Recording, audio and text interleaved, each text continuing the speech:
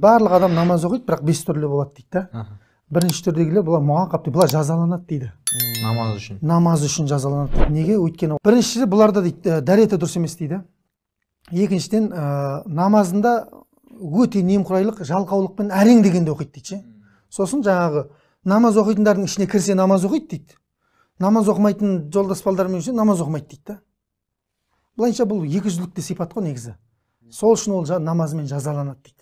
Екінші топ адамдар бар дейді, бұлар мұхасаб дейді. Байна ва байна. 50-де 50 оның намазында. Қабыл болу, болмау ықтималдылығы. Бұның дәреті дұрыс дейді.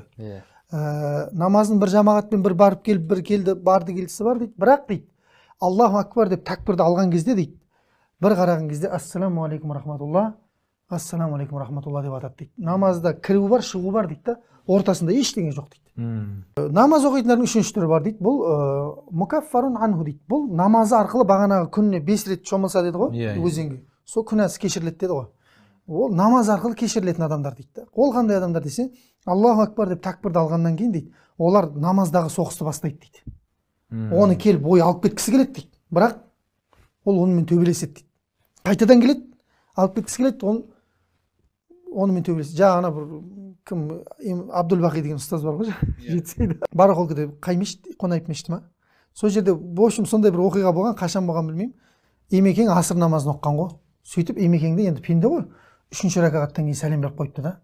Жамағатқа қарайды дейді. Жамағат что-то не то емес па, нормально ма деп 4-еу оқыдық па десе, жамағат бәрі 4-еу оқыдық деп айтады дейді. Сол ішінде бір кісі тұрады да, жоқ Емеке 3-еу оқып қойдық деп айтады дейді.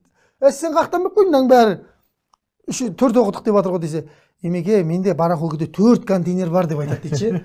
Каждый ракағатта бір-бірден кіріп келе жатыр дейді. 4-шіне кіре алмай қалдым дейді да. Заттарын есептей алмай қалдым деген. Бәрі соқсап жаңағыдай ғой енді. Намазда ешқандай не жоқ, күрес жоқ та. Бастайсың, соны беріліп кетесің. Ана ойдың артынан еліп кетесің. Бірақ бұл жақсы дейді намазы. Бұның несі күнәсі кешіріледі деп.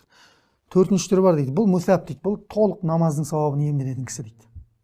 Бұлар кімдер десе, бұлар Аллаху акбар деп такбирді алғаннан кейін дейді, олар айналасында не болып жатқанын білмейтін адамдар дейді.